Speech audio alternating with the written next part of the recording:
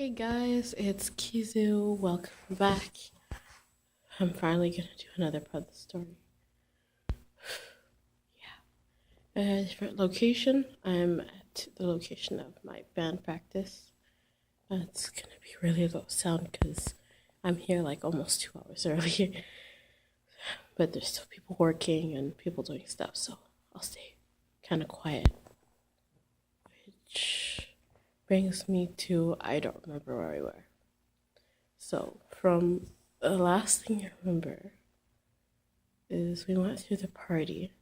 And then, okay, did we go through Lisa's childhood? Because Lisa was still there up until the, about 12. And then Kira unwillingly and Mia just took over. But during those years, it was still, it was continued, and there was never any proof other than she'd be good during the week. Well, she'd be good because they'd go on Wednesdays to her aunt's house. So they'd go from, yeah, they go from going straight, they go from Thursday. Thursday she'd be like a little riled up and angry and be a lot of Mia. And then by Friday she'd be okay and she'd go to her activities and go to school and she'd be fine. Go to school, we'll be at school and learn properly, and then she'd go back. She over the weekend she'd have a splendid weekend. And then when we arrived to Tuesday, she's on edge. We don't know who it is. Like, it's like a mixture of Lisa, Mia, and Kira, and you're like, and then at this point, all three of them experienced trauma. And Mia and Kira take it relatively. Nobody takes that type of stuff well, but they didn't split off. They just, they're like, if we lose it, imagine what Lisa is. We can't just leave Lisa on her own. So there's that. And then, this happens, cycle happens, everything. And her parents are starting to realize, hey, it's not like that she really wants to spend time with us. That she's getting older, she's getting more independent, spending time with friends on the block, and though she's being homeschooled, they let her interact with a lot of friends of the neighbors' kids, and neighbors' kids seem to be developing well, and she's the only one that gets all riled up and angry. And they're like, maybe it's early puberty, but she's 8. No, and then the next year she's 9. No. There must be something going on. So this goes on for 2 whole years before finally it stops. When mom finally puts her foot down, she's like, sister, what the hell is going on with my child? I denied it. I got suspicious, and then I denied it some more. What the hell is going on? And then the aunt confessed.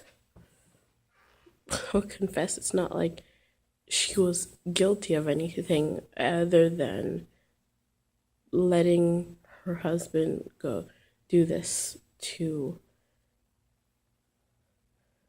her niece every week for years.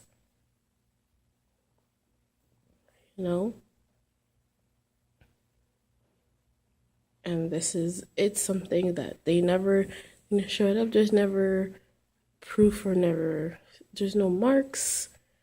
Well, not that they have seen. It's not like they go like, put down your pants and let me see if you have any marks of rape now. And she'd keep her, Lisa at least keep it all to herself. Kira would never talk about it. And Mia at this point um, had aspects of Maria, so she was blaming herself for what was happening. I'm not looking straight at the camera, I'm looking like at the other end. And yeah. Um so she was blaming herself for what was happening. So the three of them were all in a really negative headspace. Though they acted like as if they were fine. Even Mia sometimes would be very nice and relaxed and very caring, which is another aspect that goes to Maria later on, because Maria breaks off of Mia, you know. So then it's really hard. I have a little bit of headache too. I don't know why I'm recording while I have a headache and not feeling so good, but it helps me keep it going as if so I keep yeah. Oh my god. Um and yeah. So as soon as the aunt tells the mom this, the automatic goes like, you are no longer part of my family. We're never going to your house ever again. And the aunt didn't tell her husband this, that finally, because she knew that if it wasn't if it wasn't Lisa, it would be her. So she'd be like, oh, Lisa is sick this week. Oh, Lisa had something. This is going on for a couple of weeks, and he's starting to get mighty suspicious. So he calls, hey, where's Lisa? I haven't seen her in a while. How's she doing? I heard she was sick. And she lets the dad just say like, oh, really? Why do you miss her so much? Oh, she's my niece, and I want to see her, and I see her every week, you know? Oh, are you sure it's because you don't want to rape her? And he goes like, excuse me, I would never do that, you know? And the dad is like, Lisa's dad blows a casket, blows one, and like goes like, I'm gonna press charges. I'm gonna send you to court. You're gonna be on the sexual offenders list. Good luck getting a job now. You're already old and now you're raping people. But goodbye. Hangs up the phone. Yeah. So so at this point, so Lisa's almost is about to turn 10, and they go to therapy to help her with the anger, and then they're like, Lisa doesn't have anger issues. And they're like, yes, she does. And they're like, no, she doesn't have anger. Post-traumatic stress, oh yeah, mighty lump of that, but no anger. Like, okay. So then they kind of try to provoke her and make her mad and really upset about something, and then so Mia comes out and they're like, you see? And then they try to drive her. They're like, get in the car, and she's like, why? It's like, what the hell? What are you trying to do? No, no. And they get there, and then it's just like they don't know it's me. But if they go like, Lisa, what were you angry about? And Lisa goes, what are we doing at the therapist's office? At the anger manager's office. We were home.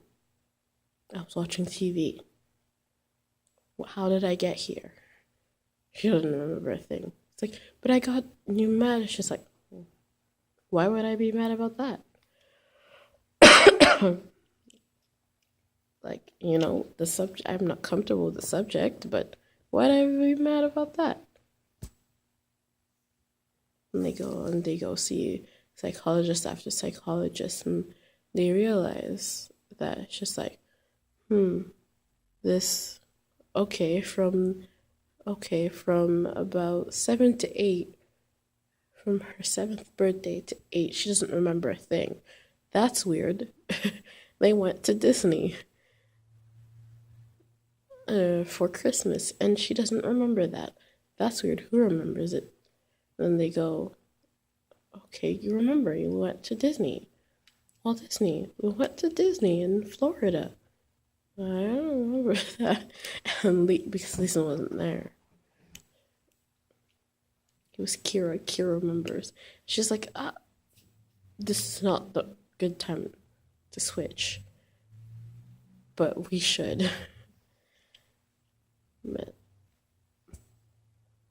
yeah. And then they go to different things, and sometimes it's Mia that has a bit of, and they're like, she has multiple personalities. It's like, you are 3 different people. What the hell? And then they go like, wait a minute, let's go get that checked. So they go, the psychologist after psychologist, psychotherapist after psychotherapist, they go through the lot all over their town. Oh, well, it's kind of situated in Laval, sort of. It's like Laval Montreal hybrid type thingy. So they go all over, and finally they find one. And it's just like, oh, I know what this is. I've seen it before. What? It's like, yeah, your child has DID. What ID? DID, dissociative identity disorder. Oh, what does that mean? Basically, whatever trauma happens, your daughter couldn't deal with it on her own. So her personality split into apparently 3 parts. One part that deals with more anger, and the other part that deals with completely denying the existence of the incident, though the 3 of them show signs of post-traumatic stress disorder. And they're like, this is what's wrong for a child. Is there a cure for this? Can we have our daughter back? And the doctor's like, unless there is the 3 don't seem to communicate with each other. So the first thing would be to have the 3 personalities communicate, as in Lisa, your daughter, and the other 2. And well, maybe they have names. Have you ever asked their names? No. Maybe we should. And you well, next time there's an episode, or when she gets really angry, or you see her acting a little weird, you should ask, what's your name? And then if it's Lisa, it's like, that's a weird question, Mom. It's Lisa. Why are you telling me this? And maybe you might get another name. So the psychotherapist goes and talks to Lisa and be like, can I speak to the others that are there? And this is the first time that there's a switch, a voluntary switch, where, and the reason, the way that you know that there's a switch or there's a lot of dissociation going on is if they kind of turn their heads and look off in the distance. And it's just like, everything's fine, it just looks like they spaced out a little. And then they come back. And then a new person is there, or sometimes the same person is there. But they're just like really groggy, and they're like, my thoughts are not clear because it's super dissociated. Yeah, and after a lot of therapy and a lot of trauma assessment and a lot of a lot of like just learning more about their other identities and learning more about what happened, because at this point the parents are really aware. They take time off of work to get through all of this, and by Lisa's 10th birthday everything is pretty much like going well. This is this is like 6 months worth of like therapy twice a week. Some there's no medicine really, but then they take her outside a lot more. They try to do her lessons outside and try to keep either Lisa or Kira to do the studying, because Mia wants nothing to do with studying. She hates it. So they're like, well, we rather do like some sort of hands-on activity. Like Mia looks like baking. Yeah, they through therapy they're like, once Lisa, we have Lisa, which for a reason or another is being less and less there. We have Kira, which is there the most these days, and we have Mia. Whenever Kira or Lisa gets upset, Mia shows up and, burns the house down. And then with Mia, they try to bring her to like anger management to help her find, instead of being, to find coping skills for Mia's anger, mostly. Yeah. So they're learning to live life, really.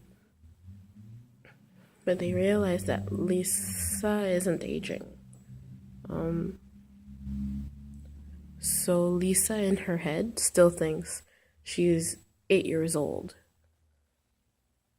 But Mia and Kira are aging. They're like, what is wrong? It's just like it's normal. Basically, it's really normal for her at this age. Hopefully she'll start aging again, mentally aging again, and everything will be fine. But it's a process, and through more therapy, only time will tell. They go, and the parents still have a hard time grasping it, but they get through it. They get through their everyday life stuff and the studying, and it's about time. So, well, it's about time too, and I'm like, this is no. Kira is being now she has a tutor, because she can't. Especially that she can't really go out. She can't really go out on her own and do stuff, because if she switches, the amnesia is still there. There's still a lot of like, I'm outside. Why am I outside? Okay, I'm in my clothes, but I have no shoes. Mia probably walked out while she was mad, and when she calmed down, and like, she's like, you know what, fuck this, and I went back into and like let someone else go. And on that wonderful note, I'm gonna let you guys go, and I will see you guys next time. Bye.